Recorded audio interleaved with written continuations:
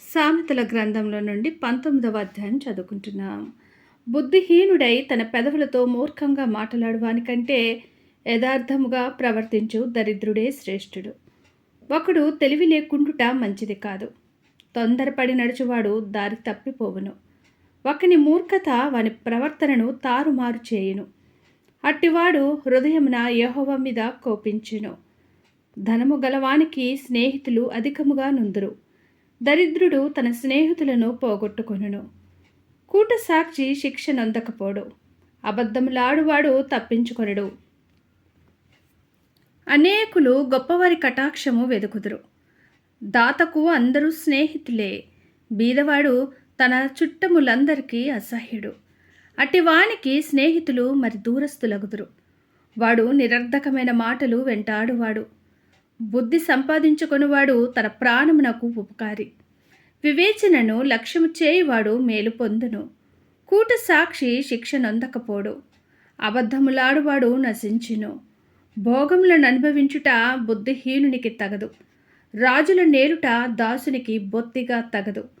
ఒకని సుబుద్ధి వానికి దీర్ఘశాంతమునిచ్చును. తప్పులు క్షమించుట అటివానికి ఘనతనిచ్చును. రాజు కోపము సింహ గర్జన వంటిది. అతని కటాక్షము గడ్డి మీద కురియు మంచు వంటిది. బుద్ధిహీనుడగు కుమారుడు తన తండ్రికి చేటు తెచ్చును. భార్య తోడిపోరు ఎడతెగక పడుచుండు బిందువులతో సమానము. గృహమును విత్తమును పితరులు ఇచ్చిన స్వాస్థ్యము. సుబుద్ధిగల భార్య యెహోవా యొక్క దానము.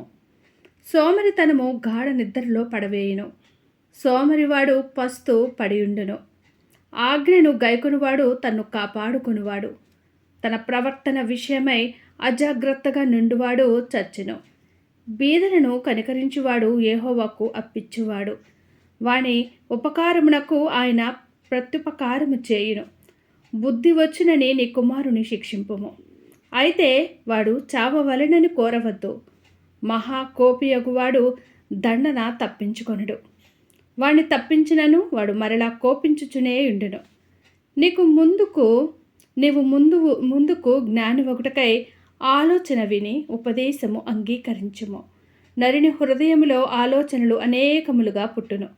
యెహోవా యొక్క తీర్మానమే స్థిరము. కృప చూపుట నరుని పరులకు ప్రియునిగా చేయును. అబద్ధికుని కంటే దరిద్రుడే మేలు.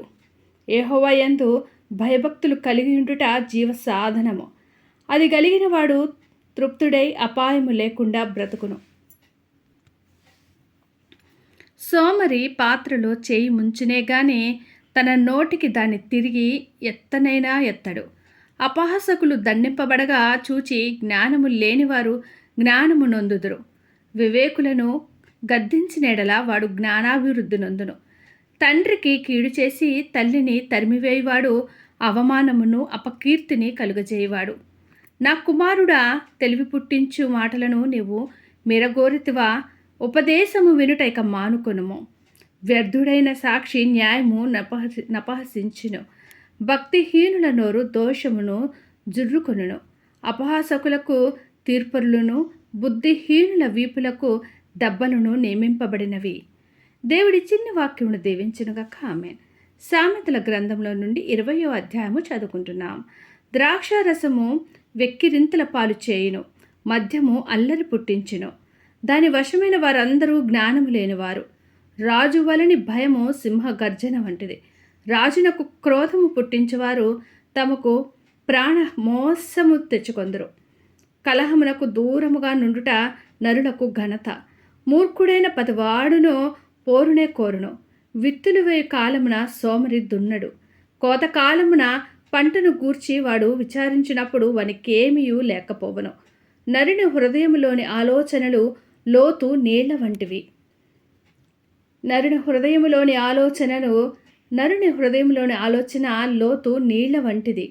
వివేకము గలవాడు దానికి పైకి చేదుకొనును. దయచూపు వాణిని కలుసుకొనుటకు అనేకులకు తటస్థించును. నమ్ముకొనదగిన వాడు ఎవరికి కనబడను.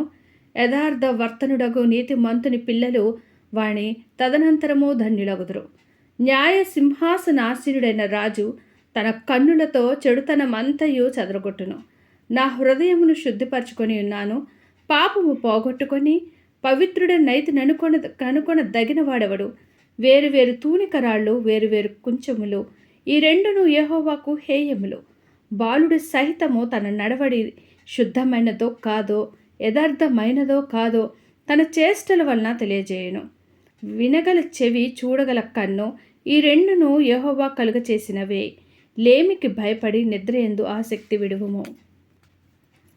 నీవు మేల్కొని ఉండినెడల ఆహారము తిని తృప్తి పొందుదువు. కొనువాడు జబ్బుది అనెను, అవతలికి వెళ్ళి దాన్ని మెచ్చుకొనును. బంగారును విస్తారమైన ముత్యములను కలవు. తెలివి నుచ్చరించు పెదవులు అమూల్యమైన సొత్తు. అన్యుని కొరకు పూటబడిన వాని వస్త్రమును పుచ్చుకొనుము. పరుల కొరకు వానినే కుదువ పెట్టించుము. మోసము చేసి తెచ్చుకున్న ఆహారము మనుషులకు బహు ఇంపుగా ఉండును. పిమ్మట వాని నోరు మంటితో నింపబడును. ఉద్దేశములు ఆలోచన చేత స్థిరపరచబడును. వివేకము గల నాయకుడివై యుద్ధము చేయుము. కొండగాడే తిరుగులాడువాడు పరుల గుట్టు బయట పెట్టును. కావున వదరుబోతులు జోలికి పోకుము. తన తండ్రినైనను తల్లినైనను దూషించి వాని దీపము కారు చీకటిలో ఆరిపోవును. మొదట బహు త్వరితముగా దొరికిన స్వాస్థ్యము తుదకు దీవిన నొందకపోవును. కీడుకు ప్రతి కీడు చేసిదన్నుకొనవద్దు. యెహోవా కొరకు కనిపెట్టుకొనుము, ఆయన నిన్ను రక్షించును. వేరు తూనికరాళ్ళు యెహోవాకు హేయములు. దొంగ త్రాసు అనుకూలము కాదు. ఒకడి నడతలు యెహోవా వశ్యము. తనకు సంభవింపబోవునది ఒకడిట్లు తెలుసుకొనగలడు. వివేచింపక ప్రతిష్ఠితమని చెప్పుటయు, మొక్కుకొనిన తరువాత దాన్ని గూర్చి విచారించుటయు ఒకనికి ఉరియగును. జ్ఞానము గల రాజు భక్తిహీనులను చెదరగొట్టును. వాని మీద చక్రము దొర్లించును. నరుని ఆత్మ యెహోవా పెట్టిన దీపము, అది అంతరంగములన్నీయు శోధించును. కృపా సత్యములు రాజును కాపాడును. కృప వలన అతడు తన సింహాసనమును స్థిరపరచుకొనును. యవ్వనస్తుల బలము వారికి అలంకారము, తలనెరుపు వృద్ధులకు సౌందర్యము. గాయములు చేయు దెబ్బలు అంతరంగములో చొచ్చి చెడుతనమును తొలగించును. దేవుడి చిన్ని వాక్యమును దీవించునుగాక. ఆమేన్. సామెతల గ్రంథంలో నుండి 21వ అధ్యాయము చదువుకుంటున్నాం. యెహోవా చేతిలో రాజు హృదయమును నీటి కాలువల వలె నున్నది. ఆయన తన చిత్తవృత్తి చొప్పున దాన్ని త్రిప్పును. ఒకడు తనకేర్పరచుకొనిన మార్గము ఎట్టిదైనను తన దృష్టికది న్యాయముగానే అగపడును. యెహోవాయే హృదయములను పరిశీలన చేయువాడు. నీతి న్యాయములను అనుసరించి నడుచుకొనుట బలుల నర్పించుట కంటే యెహోవాకు ఇష్టము. అహంకార దృష్టియు గర్వ హృదయమును భక్తిహీనుల క్షేమమును పాపయుక్తములు. శ్రద్ధ గలవారి యోచనలు లాభకరములు. తాలిమి లేక పనిచేయువానికి నష్టమే ప్రాప్తించును. అబద్ధములాడి ధనము సంపాదించుకొనుట ఊపిరితో సాటి. దానిని కోరువాడు మరణమును కోరుకొందరు. భక్తిహీనులు న్యాయము చేయనొల్లరు. వారు చేయు బలత్కారము వారిని కొట్టుకొని పోవను. దోషభరితుని మార్గము మిక్కిలి వంకర మార్గము.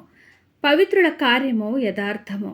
గయ్యాలితో పెద్ద ఇంట నుండుట కంటే మిద్దె మీదనొక మూలను నివసించుట మేలు. భక్తిహీనుని మనసు కీడు చేయగోరును. వాడు తన పొరుగు వానికైనను దయతల్చడు. అపహాసకుడు దండింపబడుట చూచి జ్ఞానము లేనివాడు జ్ఞానము పొందును. జ్ఞానము గలవాడు ఉపదేశము వలన తెలివినొందును. నీతిమంతుడైన వాడు భక్తిహీనుని ఇల్లు ఏమైనది కనిపెట్టును. భక్తిహీనులను ఆయన నాశనములో కూర్చును. దరిద్రుల మొర వినక చెవి మూసుకొనివాడు తాను మొర్రపెట్టినప్పుడు అంగీకరింపబడడు. చాటున ఇచ్చిన బహుమానము కోపమును చల్లార్చును. బడిలో నుంచబడిన కానుక మహాక్రోధమును శాంతిపరచును. న్యాయమైన క్రియలు చేయుట నీతిమంతునికి సంతోషకరము. పాపము చేయువారికి అది భయంకరము. వివేక మార్గము విడిచి తిరుగువాడు ప్రేతల గుంపులో కాపురముండును. సుఖభోగములయందు వాంచగలవానికి లేమి కలుగును. ద్రాక్ష రసమును నూనెయు వాంఛించువానికి ఐశ్వర్యము కలుగుదు. నీతిమంతుని కొరకు భక్తిహీనులు ప్రాయశ్చిత్తమగుదురు. యథార్థవంతులకు ప్రతిగా విశ్వాసఘాతకులు కూలుదురు. ప్రాణము విసిగించు జగడ గొండి దానితో కాపురము చేయుట కంటే అరణ్య భూమిలో నివసించుట మేలు. విలువగల ధనమును నూనెయు జ్ఞానుల నింటనుండును.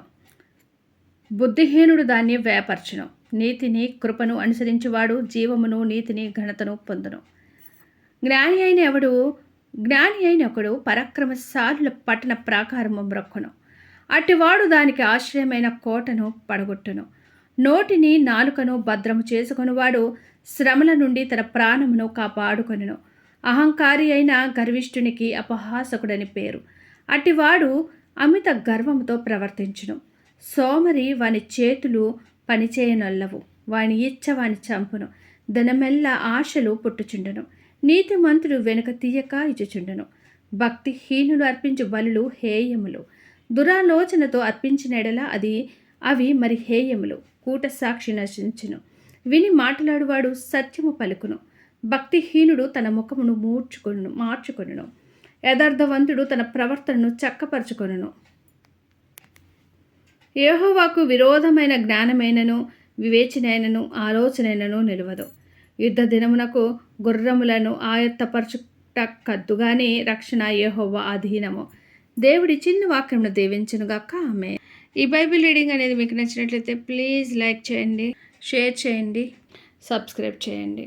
దేవుడు మనందరికీ తోడైండునుగాక. ఆమెన్.